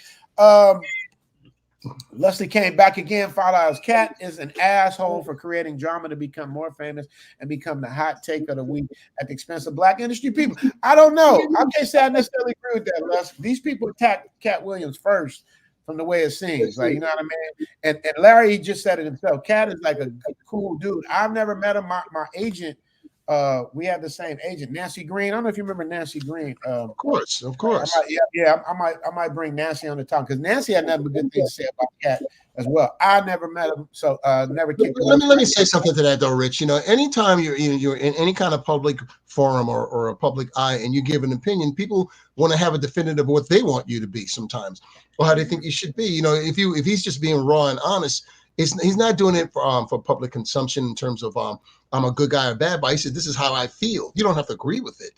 Right. You know, but a lot of times we get fast to want to say, well, that person's a knucklehead, or, you know, how dare they? You know, at the same time, I said, what is the draw line? You know, because, you know, you say good things all the time. You can do that forever. It has nothing to do with good or bad. It's how he feels, and he's posting it out. My personal choice is I wouldn't do it in the airwaves, right, in the mass media, because it gets misinterpreted and confusing, which is what happens, and you start to look like a fool, you know, or many things. Yeah. Hey, Larry, I'm gonna tell you, wasn't that misinterpreted what he said? You got to go. I'm gonna send you the link. He went all the way in on everybody. No, I know he went raw. No, I mean, I'm just saying is that, you know, he's saying it, but I'm saying at the same time, this time and place. It's like that old saying, you know, you got to pick your fights, you got to pick your wars, man. Absolutely. You know, the arena in which you do it. You know, I'm gonna say this is in terms of when it comes to black performers should never talk derogatorily about each other in the mass media. You know, because it's going to just get spread out and just create more hate, more bullshit and whatnot. You know, do it to them face to face, you know, and I've done with a few of them we can name, you know, and stuff like that. But that's how you deal with it, you know? I want to tell what you did. That Robert Townsend is like God to me. He like taught me how to direct. He taught me how to write movies. He just put me in my first movie. And I look at Robert like this, man. When Larry see Robert, he grab him by the head and give him a hug. Rob, I mean, I met Rob when he was 17 years old doing a play in Chicago, and all of a sudden he walks on the Cooley High set. I was surprised, you know. So I've known him his entire life, and we're brothers to this day. We always return each other's phone calls. You know, we still laugh about silliness and this and that. You know, we don't get into a lot of show businessy talk, you know, and stuff like that. You know, we talk about life. You know, I always ask about his two daughters, Skylar and who we have to call Sky, and Sierra. I love those girls. I absolutely adore them. You know, and you know, we talk about life, man. You know, and the brotherhood and things like that. I know when Robert first came to LA, man, and he was trying to figure it out, and he had gotten he didn't know where he was going to live and all that. So my garage was his storage for a long time. Okay, had a whole bunch of stuff up in there of his. But that's how we do. We help each other keep going, man. Mm-hmm. No, you help people. A lot of people don't have that heart like you. I don't know nobody else that lives stuff like you do. But shout out to Rob. I'm trying to get him on the show. I want to bring Rob on too. I just want to start giving flowers to all the people that which is nice. Get him on. He'll come on. He'll come on. Yeah. I'm gonna have to have you talk to him first. The numbers I be getting, like I don't know if he got the same number, but I haven't spoke to him. Robin's changing, but we'll get that together. You know, we'll get that. Okay. We'll love to have that. Yeah. Shout out to Sick Lid Passport Bros up 1,000%. Yes, sir. Larry, there's a thing, I don't know if you know, there's a movement called the Passport Bros. And so what it is like a lot of brothers is tired of dealing with the women and the treatment in America. How women treat you. You got to have this money. You can't even take them to Fridays no more for lunch. You can't take them to the Cheesecake Factory. You have to spend $5 on a meal. They've just really it's just crazy. It's outrageous. I got a woman here that like cooks and cleans. So men are just, especially black men, are just traveling all over the world, taking their passport and going out in the world and really seeing their true value, because you don't get your true value back home. So they getting their true value out here. So that's what he means by Passport Bros up. Shout out to you, Sick Lid. Appreciate that super chat, brother. Let me say something real quick on that, though. I mean, you know, because life is funny. You know, we're caught up into what people think are the necessaries. We're told this. You know, you look at any average television commercial, you see the beautiful couple together and they got a wonderful home and, you know, and they got the nicest clothes and they're just full of love and they drinking a Pepsi, you know, and so you think, well, if I drink a Pepsi, that's going to happen to me as well. You know, it's been stigmatizing us to think we have to do that. You know, if we take someone out, we must take them out a certain way. It has to be all of that if you can't afford it. And it should not be. I mean, you can do that if you can, or sometimes. But again, it's not, you know, just somebody who will help, you know, run the household with you, which is fair. It should be that way. But it should be that we just can hang out and take a walk. Or if we have to end up in McDonald's, which I ain't got nothing against, go up in there. But the pressure is always on us all the time. It's in our face all the time, being, it's just stigmatized us that it must be this way or no other way. And we try to live up to it. I mean, look at all the ones that kills me on TV that makes me laugh a lot of times is how they'll come up with some new pill. This is rebellious, If you use this pill, the disclaimer is it might kill you and, your kneecap's going to drop off. But try this, what are they saying, Right. They doing that because they have to disclose the side effects. So they say it real fast too. The side effects is not saying, something I had. They said it will kill you. Right. Or even death. Or extra pee or something, so watch out. But try it anyway. Right. Here, get us rich and then die. What is Zookeeper says, this is a great question. I know, but they don't know. Zookeeper wants to know, how close were you with Preach, Glenn, Russell, Thurman? Did you ever meet Red Fox and Sherman Hemsley? Oh, he got 3 questions in one. Okay. I know them all. I knew Sherman, extremely close. On Red Fox, I even did the Red Fox show. But Russell Thurman was a kid. Of course, I knew he and his brother Daryl and sister Tricia. I still, Russell moved on. Glenn's daughter Dee, who's now a mother of 2. I know all the kids and stuff like that. It was sad with Russell, when it happened. He was a 22-year-old young man out in Venice Beach, and somebody stepped him, and he wouldn't take it, and they took him out. So it's off. I mean, Glenn's name is Glenn Russell Thurman, but I'm thinking of Glenn's son, who's Russell also, and stuff like that. So if you're talking about Glenn Thurman, how close I am to Glenn, I'm as close as any brother can be to a brother. Glenn's my great friend. We have a very shorthand with us, of how we talk. We have quiet, big respect and love for each other that'll never end. And we just get to the point. When I talk to Glenn, he's always happy to hear from me, and vice versa. Like when I call him on his birthdays, which is coming up soon, he's always like a kid, or recently, because a lot of people don't know that Glenn can play harmonica. I play keyboards. So I brought him in on a couple of gigs with me, man, and he was so enamored to just be part of the band and be a part of it. That's our special care for each other. And the subtlety. We don't have to be fanfare that we're stars and all that bull. That's not who we are. We're people, and I mean that in the most sincere way. And so Glenn Thurman's relationship with I is that till his very second and stuff like that. Now, one day we're gonna teach him how to dress, but that's another story. They dress like cowboys, though, right? They got their cowboy thing going on. I don't know. He dressed like Cactus or the cowboy. Oh, that's hilarious. Shout out to I told you this the other day, Larry, I don't know Glenn Thurman. I just know him when I see him at the Thanksgiving thing. He don't know me from a can of paint, but I always say the way he looks at you, the way the respect he has for you, like he really loves you, like you guys really are. It is, you heard all those terminologies, bromance and all that, but it really is truly is. We are brothers, man. But it's more than that. Even when we got together on that movie, Cooley High, something transcended the roles and how we felt, which is why it came off. It was no effort for us. And we hung out to death in Chicago. I mean, when I saw the play with Robert Townsend, Glenn was sitting right next to me. This is just how we went. We go out to dinners and stuff like that. And we're still like that, where every once in a while we just call each other up. And a little while back, we did a show with Oba Babatunde. He had a radio show, and he had myself, he had Glenn, he had Stephen Williams, and we were all on the show with Oba Babatunde. And when we got through doing the whole, big podcast thing, spontaneously, we said, let's go to lunch. And we all went out together to Les Petites Four and had a wonderful time. And who walks in but Diane Carroll? So, I mean, it was just nuts, So, that's how we roll. Right. That's what's up, man. Shout out to that. Shout out to Glenn Thurman, man. Oh, Let me see who else we got. We got Astral Geek came back again with a $10 super chat. Shout out to Lawrence from Decatur, Alabama. I've enjoyed your. I thought Decatur was in Atlanta. I mean, was in Georgia, but I could be wrong. Decatur, Alabama. They have more than one Decatur. They got they have an Albany, New York, and an Albany, Georgia. They have them too. There you go. So shout out to you, Astro Geek. I didn't know they had a Decatur, Alabama. He says he's in Georgia, acting in much respect, Larry.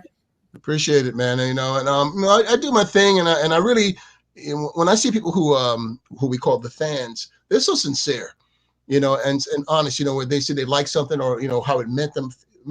So there's always got to be time for that. I don't care how busy I am. You can always give somebody the props, and this and that. to respect that they're responding to you and you respond back. So I don't take it lightly. I don't take it. I'm all that. I'm touched.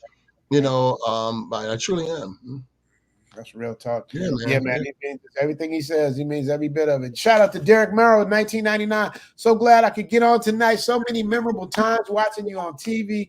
Love your work, Larry. Thank you for all you do. Your art too is very nice. Yeah, man. Sometimes I don't know if his art's better than his acting. His art is incredible. Like when you look at his art, it looked like you're looking at a Marvel comic book, man. Like for real, for real. I ain't bullshitting. I mean, he really, really, really can get down with the art thing, man. That dude is a real artiste. We're into it. He sings, he plays the keyboard. He does.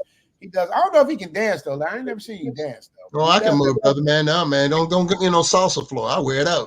They call it salsa. We used to call it Latin, but no, man. I come from a West Indian background. I couldn't get when I was a kid. It used to drive me crazy because every time I passed my mother, and my friends was there, she would say, "Larry, come dance with me." I'm like, "Oh man," that was all the time, But we had to do it, yeah. Yeah, man. When you going back to New York? Are you going back anytime soon? I expect to go back there in April. I'm going to direct a short film. Get ready for this cast, that I wrote. And the cast is myself, Glenn Turman, Ben Vereen, Oba Babatunde, and Robert Townsend. They're all going to be in it. So that's a short. That's a movie right there. Why are you doing this? It's a springboard for a movie. We're going to work it out as a short. It's a very involving short. I'm storyboarding it now as we speak, and all. But I won't be able to get to it until April because of some other prior things to do. And we're going and it takes place in New York. Although I'm going to shoot a lot of the interiors and counterparts here in Los Angeles. I'm going to go back for a day and pick up some B-roll and New York stuff. And I may slide Glenn in to play one scene there. So we'll see. That's what's up. Larry's always doing it. That dude does not slow down. When I put that intro together about Larry that you guys saw, that's really him. He does not slow down for nothing or nobody. He keeps moving. With or without you, the train is going to keep going. You dig. And let me see, Pathfinder coming in with the $4.99 super chat. No question, no comment, just the pure love of the game. That's what we call it, the pure love of the game. Shout out to you, Pathfinder, again for that's 3 times he done sent something to us, Larry. That's very nice. I sent you thank you, Pathfinder. Appreciate you, brother. One more. We Finding Love in the Dominican Republic. Cooley High deserved an Oscar. Great job, Larry. Are you cool with Terrence Howard? Ooh, that's a good question. I'm gonna get to the. I haven't seen Terrence in a lot of years. I don't have no problem with Terrence. And sometimes like when people talk about the Oscars as a merit of height, it's not a validation that something's better because it got an Oscar or that it's even good. It's nice acknowledgement. We all like to be accolade for what we've done, right? And so that's nice, but whenever I look back, if we think about how much money we made or did not make in the day, but it stays with us as something that's resident and we can just keep growing from. That's the work. People still talking about Cooley High. We did Cooley High 50 years ago. Get ready for that. It's almost 50 years. Claudine is 50 years. And stuff like that. I mean, I just turned 20 then. I'm 70. And stuff like that. And people are still rolling with that. And I'm feeling it. And got they might have grown up. So that's the Oscar, And here's a killer. Who won the Best Actor Oscar last year and Best Actress? I bet nobody can even tell us right now. Because they'll remember. I remember it was Brendan Fraser for The Whale, and Michelle Yeoh for Everything and Every Which Way, Come and Go. I forget the whole name of that movie and stuff like that. Jamie Lee Curtis won it for supporting actor, but that's me being the actor being conscious of that. Most so that stuff is not a barometer of greatness. It's a very nice thing. The person that told it to me was Jack Albertson. I did a movie with him years ago when I was 24, and he was doing Chico and the Man, but I saw him every day. But we did this movie, and I asked him. I said, Jack, you got an Oscar, and you won a Tony, and you've got 2 Emmys. What does that mean? He said, kid, that and 50 cents will get me on a bus. He's getting real. He said, it's nice, and for a moment people want to say hello to you. He says, and you keep moving, right. And so I got that, at 24, he gave me that wonderful, wonderful piece of advice. And I never forgot that. So even when I get my Oscar, it'll just be nice. Yeah, that's a fact. Cause you've the things you've done that are just all just just classics, you know, Claudine, Cooley High, Wild Back Carter, the Jackson Story. It's like you've done some things like your legacy is cemented. Like it doesn't matter from this point on. Like your legacy is cemented. Now what do you get recognized from the most? Like what do people recognize when they say, "Oh, you're from this"? What do you get the most? You know, it varies. It varies. You know, certainly Joe Jackson. You know, people always want me to do the line, Michael Marlin. Somebody wrote that in the chat too. Somebody wrote that in the chat, man. Yeah, that sticks out for them, man. I'm like, man, that really, you know. But Welcome Back Carter's a great memory. Cooley High. You know, it's just they see what. Recently, I've been doing a show called A House Divided on All Black TV, so they've been getting hip to that. You know, and so forth. You know, it varies. But I would say, you know, a large part of it is Cooley High and the Jackson movie. You know, I get the Joe Jackson thing a lot, you know. Say that line, brother. Marlon, Michael. You know, you know, so yeah, man, they get a kick out of that. Yeah, you killed that role there. I was like, you know, this is when you know it's a good actor. Like, you know, like a lot of rappers, and sometimes even me, I've done some bad acting in my life. It's like when you're acting like you're an actor, that's when it's the worst. But when you are that person, that's what makes a real actor. Like when I'm watching the Joe Jackson story, I call it the Joe Jackson story, the Jackson Story. You were so immersed in that role, I forgot I even knew you. I forgot who you were. I forgot you were my friend. I was like, this motherfucker is putting in work. Putting in the work. So I mean, you know, you get lost in you should, you know, absorb yourself into it and just try to bring the truth. As I say, go back to being honest. You know, that's a springboard you come from, and playing the sincerity of something. You know, I could never be Joe Jackson verbatim, but I can play the flavor of who he is and the idea of it, and create that Joe that could be believable. So that was my commitment. I even used a little bit of my own father, who was not as extreme as Joe, but he was tough. And he wore all those hats and, you know, and had that, you know, real stern West Indian, you know, prowess about him. And so that became things to play on. And a person who really helped me a lot before we started was Jermaine Jackson. I sat down with Jermaine for 45 minutes. He didn't come for air and told me the whole story of that family, you know, which was amazing, you know. And so I got a good sense of who he was. But eventually, you know, when you're playing any role, you have to create it, read it, get all the elements of what you can. And then you have to let it sink into your subconscious and just let it happen, you know, in the moments of doing it, but stay with it, you know, and that'll be able to give you an interesting performance. You can come out. It was amazing. Who else was up for that role? There's a lot of good actors were up for that role. Everybody and their grandmother was up for that role. You know, one day when you're in LA, I'll show you some of the original screen prep tests. You're going to be mind boggled. Everybody that I can think of was up for that role, and everybody was bringing it. You know, it was a long. I mean, they had us over at this place called the Lantana Building out in Santa Monica, and everybody was there. I mean, you just name it from Casey Lemons to Eric LaSalle, whoever was available was there. Roy Fagan, I know Roy Fagan. Roy Fagan, man, you know, Bobby Hosea. I mean, it went down the line. Stephen Williams, everybody was up for this stuff, and I would hear them because we all could hear them in the room, and they were all bringing it. So I mean, when I went in, I said, "What am I going to do?" You know, I didn't let it phase me. I said, but I had to do something else other than sit there and just try to read the lines. So when they said action, when they said the scene, I had a chair. I picked the chair and I just threw it against the wall. They thought I was nuts, you know. And then they had a big a bookcase, man, and I was boxing that as I said the lines. And I guess that maybe just scared him or something. But you know, it woke it up. You know, I was showing the inner rage in this kind of a guy, you know, which was not how we played it, but that was who he was, you know, or at least an idea of who he was. You don't really know why you get a role other than it becomes a variables of that. There's so many choices, and now we have to get it down to this, and we got to make a choice.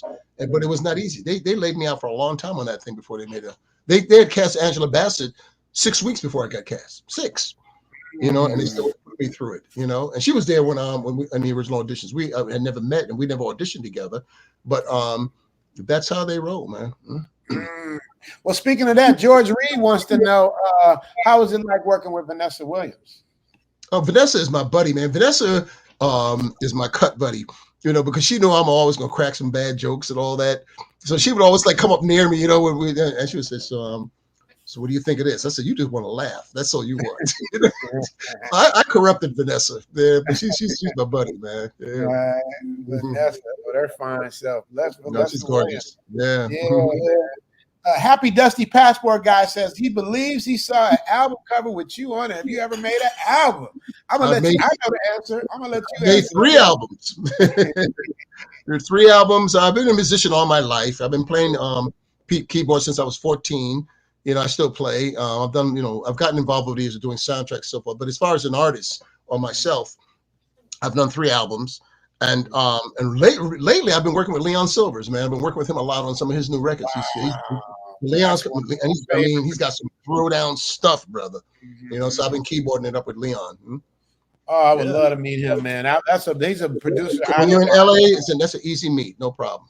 You know? Man, I can't wait. I would love to get him on the show if it's possible. If it is, let me know. I'll tell him. I'll tell him about it. He'll love it. I would love that because I can tell you what he produced because I'm a big Leon Silvers fan. He produced the Whispers and the Beat Goes On. He produced he produced Shalimar, Night to Remember, Gladys Knight, and the Pips. Name it down the line. Midnight Star, everybody. Yeah, you know? he's a genius, man. He's a musical genius, a nice man. You know, but he knows what he feels, man. But he's very direct. You know, he's not hard, but when he says something, he said, "No, that's not what I said. It's this." You know, but he'll let you have your freedom because when I come in to do the sessions with him, you know, we're not doing any arrangements. We're writing. It's in my head. Right. You know, and I sit down on the keyboard and I listen to a song. I said, well, I hear these strings going against that kind of a beat. And they say, let's try that. And then it becomes the signature. So we've been locking in. We got some nice things. I can't wait to hear that, man. I'm excited. You shouldn't. I'm gonna bug you now. You shouldn't have told me that. I'm gonna be bugging. I want to hear that. I want to hear that. I played about 9 of them so far here. So there's a lot. Definitely want to hear it, man. If you want to play it here, I'd love to hear it. Zookeeper got a question. It's not ready for release yet, so that's on him. That'll be between you guys. Yeah. Zookeeper got a question. Did you ever meet Don Cornelius? Did you ever go on course. Don Cornelius became a good friend. I knew him right away. When I first, you know, what they used to do in the early days when you would come on like the American Bandstand or Soul Train and just come in for 10 minutes or so, you know, and they would say, this is the new person from a new show, and they introduce you. But I also went back on Soul Train as an artist when I did my first, my second album. And it was my first album, you know, and so, but I knew Don and his son Tony till this day. We're still cool. Tony Cornelius. I knew Don all the way. So was Don? I met Don like I actually was on Soul Train once, performing with Nard and Michael Walden. But Don seemed like a Joe Jackson type. He seemed like a no nonsense type of dude. Like you and him, y'all seem like y'all would get along, or y'all wouldn't get along. He's a very straight up guy. It was absolutely no BS with him. You know, it didn't compute. you know, and but he was a high end professional. You know, whenever I went to the Soul Train Awards, that was the most class plus tax handle situation on any award show. Everything was organized and they knew where the performance was going to be and whatever was VIP or you brought them in this way and they stayed on time. He didn't play, you know, and that's how he ran his show. You know, he was not the most easiest guy to approach because, you know, he was very erudite and he stood awake. I mean, when I first came up to him, when I was coming on there just to be, you know, this guy from Welcome at Cottage saying hello, and I saw him in the hallway and I said, how you doing? I'm Lawrence Hilton Jacobs. And he just looked at me. I said, I'm the guy that's going to be the guest guy with you. Oh, then he chilled out. He thought you was a Soul Train dancer trying to get a leg up. Yeah, man. So he thought I was probably trying to get an extra, you know, box lunch or something like that. Yeah. He knew he flipped. Okay, this is the guy. And then he was sincere. I mean, you know, if you on one day look at me on the Soul Train thing when you see John interviewing me at the end, you know, you can see the absolute sincerity in his interview with me. He was just really very admiring and very respectful. Very good. Who's taller than you? Because y'all are both tall. Who's taller? I'm taller. I'm taller. Yeah, I'm 6'3", and Don was more like a 6'2" or something like that, or maybe the average was 6'9". But you know, but I'm taller. Right. What is Original Man says? Leon Silvers is very underrated as a producer. I agree. What say you, Larry? Yeah. I think he's a musical genius. I really mean that in the true sense of the word. You know, the way he creates. When I hear some of the soundtrack of the tracks that I've been playing on, they're just so different and they have their own signature, but I can hear his flavor sometimes. You know, even recently he's working with some people out of London now and they want some things that's Shalimar-esque, you know, so I would hear, you know, so I mean, when I would play a chord, I would play something against that. If he had a beat going, doom, down, I go, blah, blah, you know, we do things like that. This is in his soul. and he feels it, and he's got a fantastic ear and he's a great mixer. And and I agree, he's an extremely underrated producer, but we're going to change that. Absolutely. Give him his flowers. Got to bring him on Zoom to Thailand for sure. Yeah. St. James say Jackson's American Dream. That was my kid. That was my friend. We got him good. When he lost his rat, when he lost his bin. That was Alex, man. Alex Burrell, who played Little Michael in the movie, has become my adopted son till this day. He's 40 years old now. We're still tight. His daughter Tara, I love that little girl. I'm Papa Larry to her. But he was just a wonderful, instinctive, beautiful actor and a wonderful dad and husband now, and I love him, of course, till this day.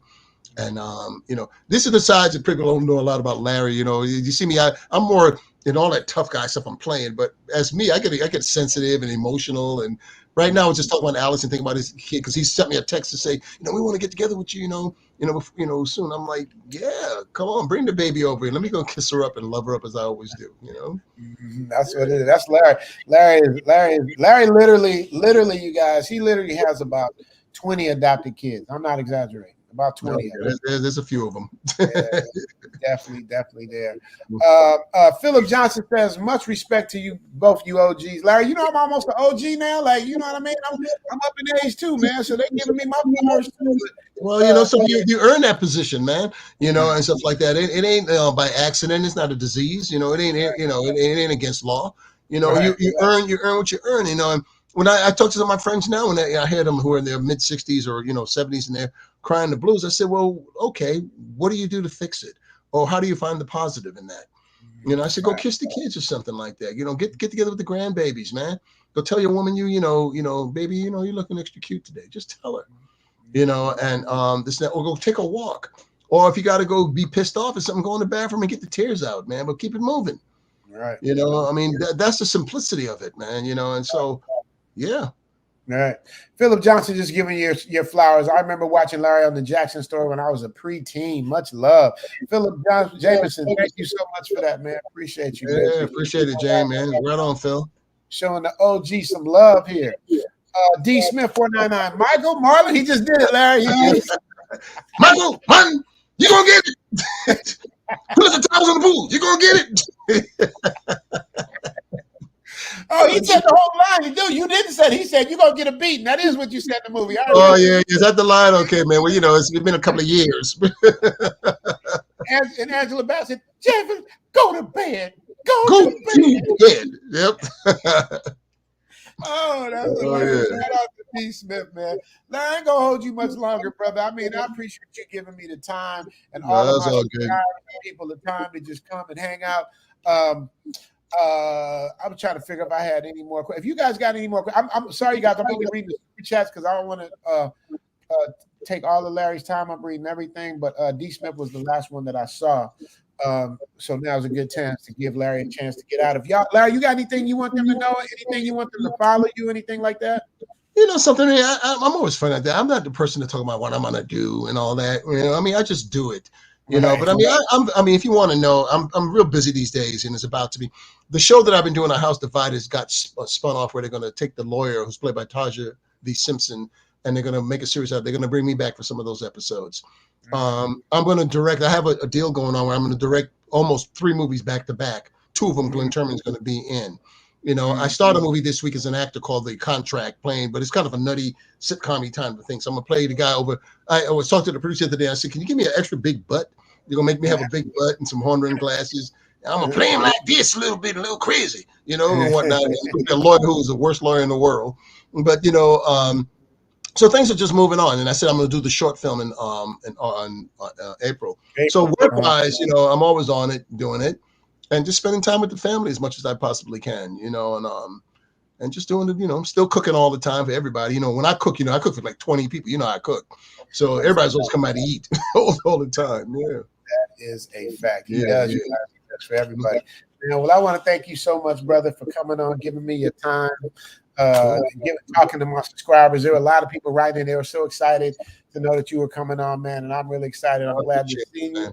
and I appreciate you, and I love you, and I honor you, and thank you for all you've ever done for me as a friend, as a mentor, as an uncle, whatever you want to call it. You've been that for me, and like I told people earlier, you supported me through my divorce, which was I went through a rough time, through that. A really rough time, and you were there for me, brother. So I appreciate you and I love you, man. So thank you so much. We cool, man, all the way. That never ends. Never ends. Never, ever. So love you, bro. So only thing, I just want to get you to Thailand. That's my only thing. Well, you will get me to Thailand. I mean, it'll happen, and it's in time. Okay.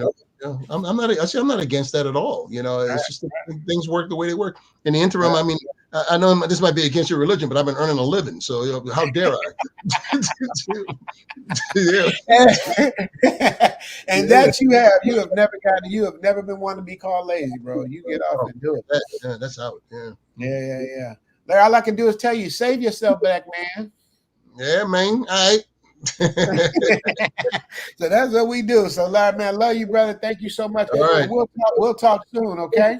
Okay, man. Everybody, thank you. Okay. Love you, guys. Peace out. All right.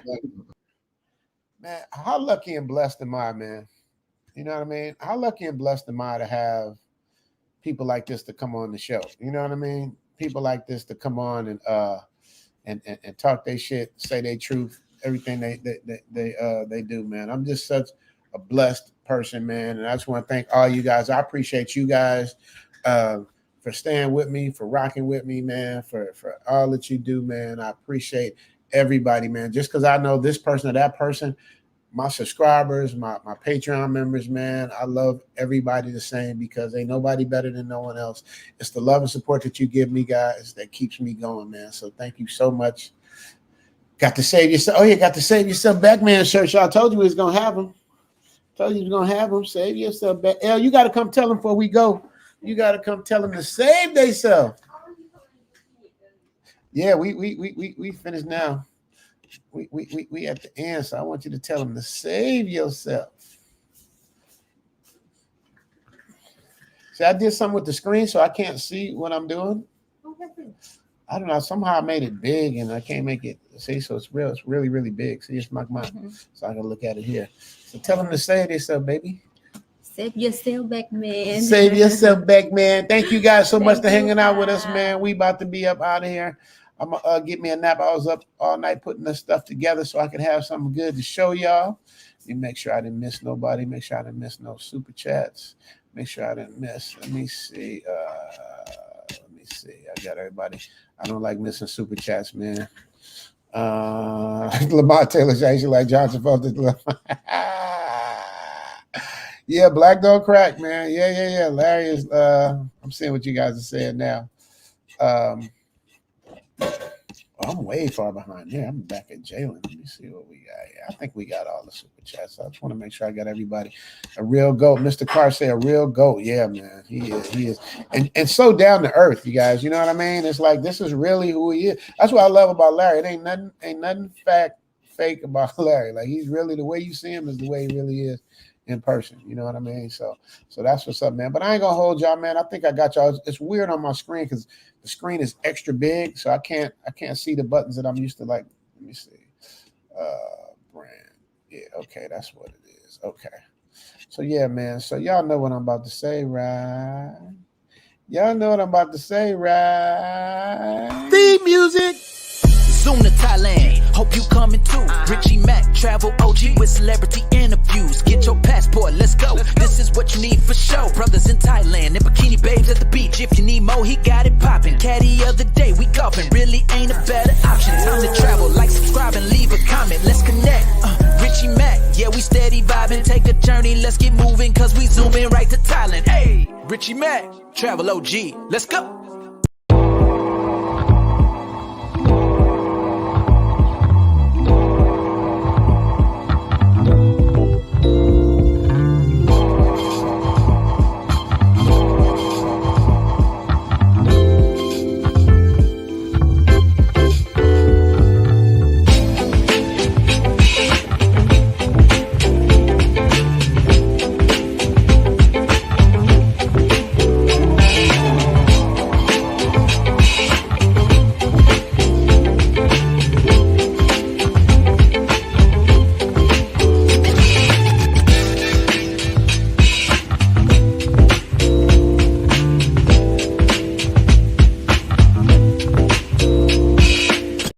Well, all right, y'all. It's time to activate your passports and get ready for Zoom Fest 2024. 12 days, 11 nights, 2 cities, 1 island, and the time of your life. You better eat your Wheaties and get plenty of rest because this is going to be non-stop action from the time you get off the plane.